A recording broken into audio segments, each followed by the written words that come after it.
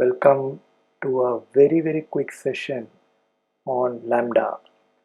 So, if you are someone who has recently uh, got into the serverless computing and you are picking up the threads, basics of Lambda, this quick session is for you. The reason why I keep mentioning about quick session is here I'm not going to teach you how to code, which I believe you are proficient enough in whichever programming language it is, whether it is Node.js, whether it is Python, or other languages which are supported by Lambda, and that list is ever growing.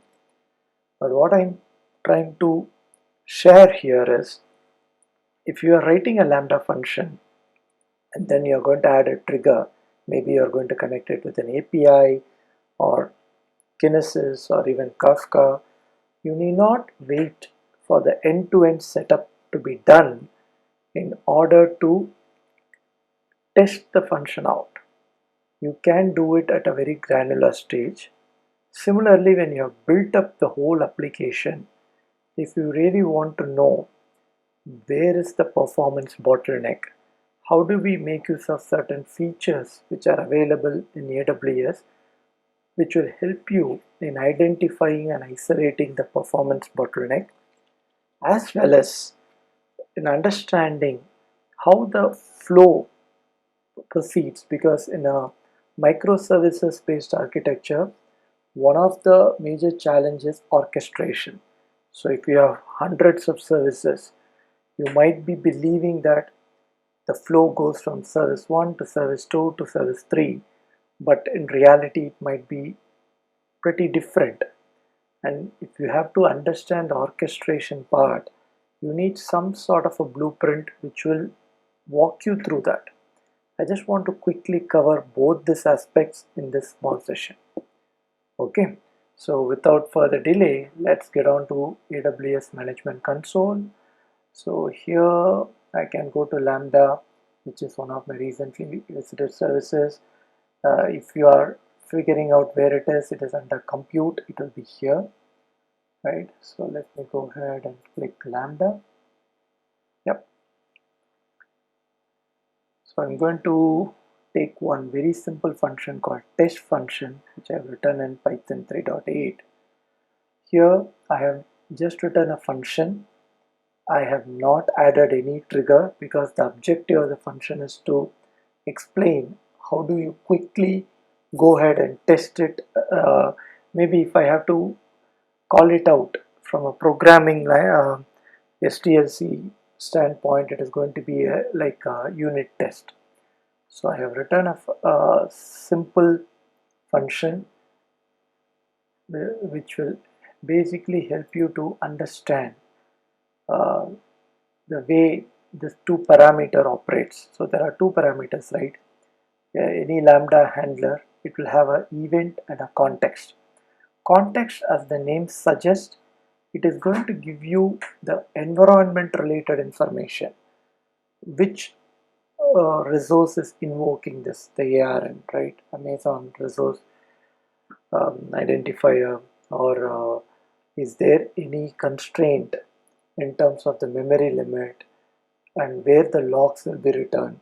Anything and everything about the environment, you can get it from this context. So I have just written simple print statements which will give me the invoking ARN name.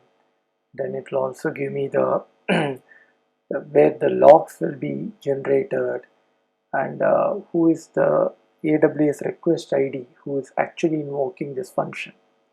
And then there is another parameter called event, which basically supplies all your runtime variables. Say for example, in my simple function, I have just taken a example of taking in two numbers and returning back the sum, product, difference, and quotient, right? This is nothing great arithmetically, but now this function expects two numbers to be provided for its execution. In an ideal scenario, you might have a web page and you might be keying in that number and pressing an enter button, and that enter button will be linked to an API, which in turn will be linked to the Lambda. That is how a real life scenario will work. So if I click on add trigger, I can go ahead and link it with the API gateway, which I'm not going to do now, because in that case you have to wait until this entire setup is done to check whether this function is working or not. In this case, the function is a pretty simple one, but that is not always the scenario. So you might be willing to go ahead and unit test it, but how do you do that? In order to do that, you have something called as a configure test events, which in simple words is nothing but your stub, right? Test stub. So here I have written a simple test stub. You can write up to 10 of them, where I'm giving in parameters. So here let me give a number 100, then I give you 200, whatever number you want. I specified number 1 as 100, number 2 as 200, right? You can create another test event and give whatever you want for that particular function to be tested. I'm going ahead and saying save, and since I have called those two parameters as number 1 and number 2, here I am using the same JSON labels saying number 1 number 2, which will be assigned into the variables number 1 and number 2, which will be used throughout the function, right? So all I have to do is go ahead and click test. Now this particular stub will be invoked, and you can see the response. The response is number 1 is 100, number 2 is 200, the sum, the product, difference, quotient, all those things. So fundamentally you got a way to execute and see whether your Lambda is working. Now you may have a question, what happened to this printf statement, right? So basically it is here, it has printed it in the logs. Twice the simple way of seeing it here. Scroll up. This is the output of the function, and all the prints will be in the log, saying that okay, this is the ARN which invoked it, and this is the CloudWatch stream, CloudWatch group, and this is the Lambda ID, the canonical form who really invoked it, and then it also has the other parameters, how long it took. It actually took 2 milliseconds, and what is the memory size it occupied, so on and so forth. So in a nutshell, so if you are writing a Lambda function, you need not wait for the entire setup to be done. Rather, you can go ahead and create maximum of 10 test events. The only thing is you have to go here, configure test event, see if you could click on a create new test event. In fact, you will have something called hello world, which is basically you can take it. See, if I say hello world, give any name, change the key to whichever label you want in, and provide the value. It is as simple as that. So in our case, I have done this arithmetic test where I just given number 1 as 100, number 2 as 200, and then I went ahead and assigned it from the event. So as I said, this takes in all the parameters, incoming parameters, and I made use of it. So this is one simple way of getting things done. Let me also show you a different example where I have done some real life things, right? So I wrote a weather bot. In fact, I will leave the link of that weather bot. How do you create and integrate with AWS Lex and even invoke it from your WhatsApp? But now here I have a question, like rather than doing that entire setup of setting my WhatsApp channel, proxies and whatnot, but I want to test my weather bot. That's the same thing I've done. Here I just wrote the function is available, which is going to call uh, particular API and is going to return back the temperature of that particular city which I have passed. The city name will be really given in the WhatsApp during the chat, but I want to do a unit test, so I wrote a simple test weather bot. So I can show you that where I just passing a name of the city. So in this case I have done Chicago, so why not test it out. So I'm going to go ahead and test. says, yeah, current temperature in Chicago is 2. Now if I want to go ahead and change it, say for example Boston, yep. Save. Now with that Boston, it is going to go ahead and invoke this API, and I will be getting the temperature. Let me check it out. So yep, current temperature in Boston is 3. Pretty cold, right? So fundamentally, you need not wait for the entire setup. You can go ahead and mock it up to ensure that this part of your code works. If something is still wrong, then probably your connecting segment might be going wrong. So now we have just seen how do you test it out, right? But now assume that you have set up the whole application and you want to know what's really happening, where how long it takes. So there is a feature which I call it as X-ray. So if I go here and take any of the lambda, right? So let me go ahead and I'll take the same old lambda. Um,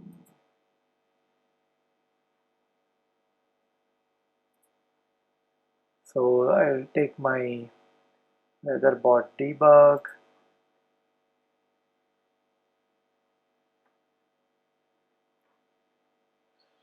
So here, when I scroll down, there is something called monitoring tools. You can go ahead and click on that. In my case, I enabled X-ray. By default it will be disabled. You can enable it. The moment you enable, you go ahead and save. It will ask, it will actually prompt you saying that by doing this you are allowing AWS to create a IAM role so that it will be able to make a trace of it. So once the trace is enabled, say let me go to X-ray, uh, services, X-ray.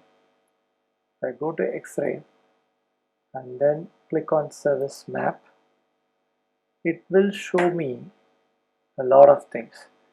It will tell me that the client invoked the lambda. This is the average time it took in milliseconds, and to in fact execute the function, this is the time it took. So fundamentally there are two things which we can see here. One, you can see the amount of time it has taken.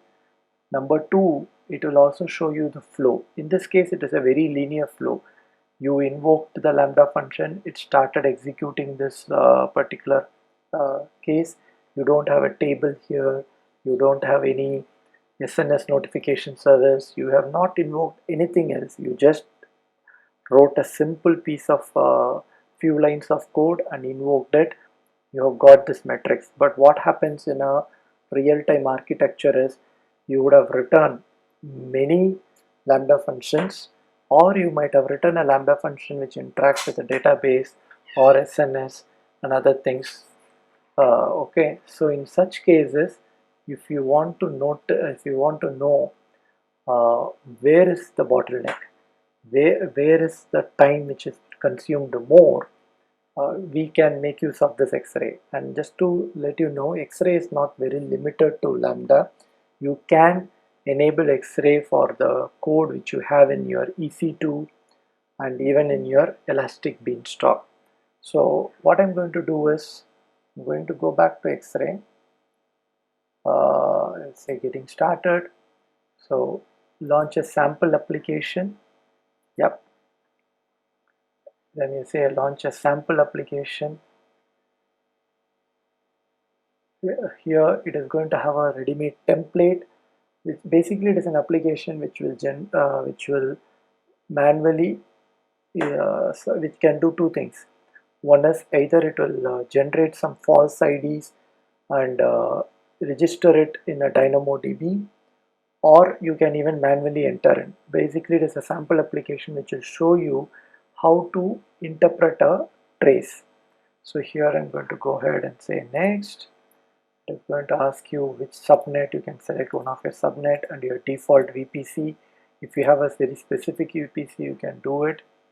You can say next, and then you can go ahead and click next and submit it. This job is going to take some time. Instead of that, what I have done is, so instead of create stack, which is going to take some more time, I have already created it few minutes back, so that we don't waste time waiting for the stacks to be created. So this is how it looks. So let me go ahead and show. Once I click on this, you have a CloudFormation stack. I already have a stack which got created. So this is X-ray sample, and when I go here, it would have invoked and created a elastic beanstalk, an environment, right?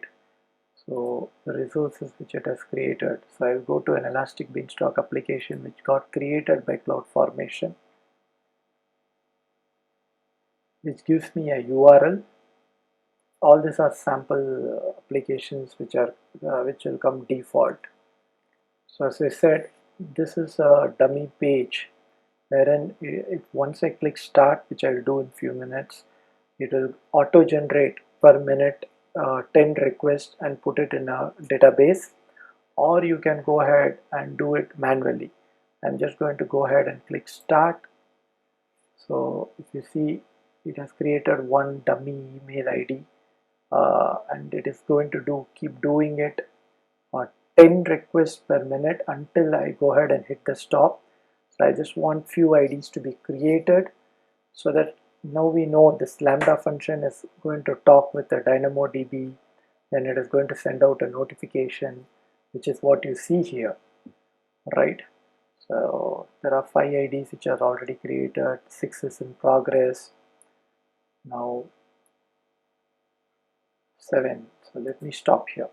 So what we have done basically is we have initiated a default sample application within the within X-ray, which basically does a very simple thing of generating some random IDs which actually doesn't exist, and try to put it in database and notify in this web page through the message button, right, through the message which we just saw. The point here is all this will be recorded at the back in the form of X-ray trace, which will help us to understand the bottleneck. So I'll go back to X-ray, I'll go back here, let's say cancel because I already have this. I'll go to the service map. Now you see this particular X-ray, it invoked the client, it took around 96 milliseconds. From there it goes ahead and it invokes a database which takes 48 milliseconds, and then this is a database DynamoDB, which takes your 56 milliseconds. Then this is your simple notification service. So why don't I, yep, now you see SNS stands for simple notification service, which takes 48 milliseconds, and DynamoDB table, the IDs which got generated will be added to it, which takes around 56 milliseconds. So this is how your the operations actually takes place. So now assume that if this number is very high, you will know where to isolate and troubleshoot. So that is how it is helpful to us. And if you want to understand more, you can click on this. You will see the traces, and if you click on analyze trace, it will give you a very clear cut activity and a time series activity saying that what really happened, what are the HTTP code, who did what, and even you can click it from here on traces.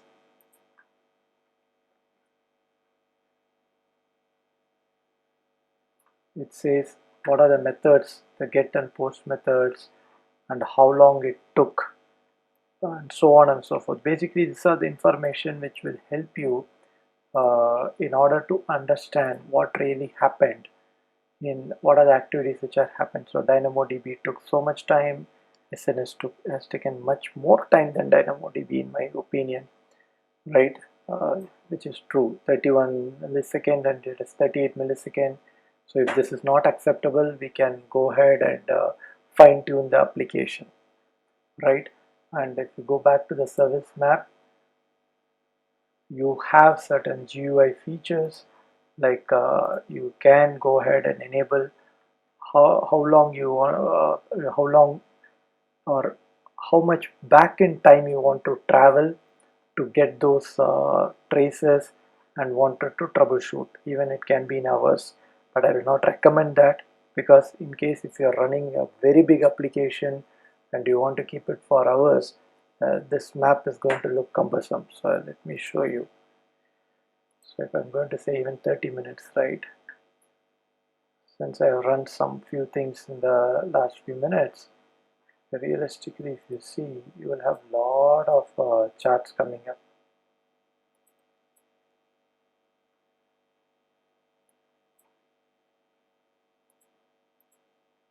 So unless you know which all the applications you have been doing it, you will.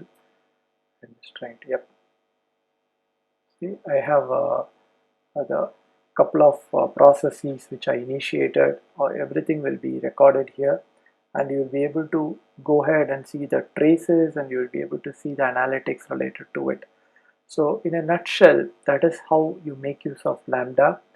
Uh, One is your unit testing part, and the other is if you want to understand much broader, you can make use of X-ray. And as I said, X-ray is not limited to Lambda, it can be used with any other compute service as well. And the one other thing which I wanted you to know is this is the inbuilt application which we have done. But if you want to know how do you instrument your application, so if you have a code and you are finding it difficult to troubleshoot, you don't know whether it is calling the service A or service B, and you want to generate a similar map, there are instructions here, which is basically if you are from a legacy world, it will say, for example, if I select Python, it is going to tell me what all you need to do. You have to basically install your AWS SDK, and you have to instrument your code so that the X-ray knows where all it has to capture a snapshot and build a trace image. So fundamentally, if you are someone who have worked on legacy code like AS400 or COBOL, you will go ahead and instrument code to know how the flow actually happens. This is exactly the same thing. So if you want to instrument your code, you have to go ahead and put in some specific functions similar which are related to X-ray.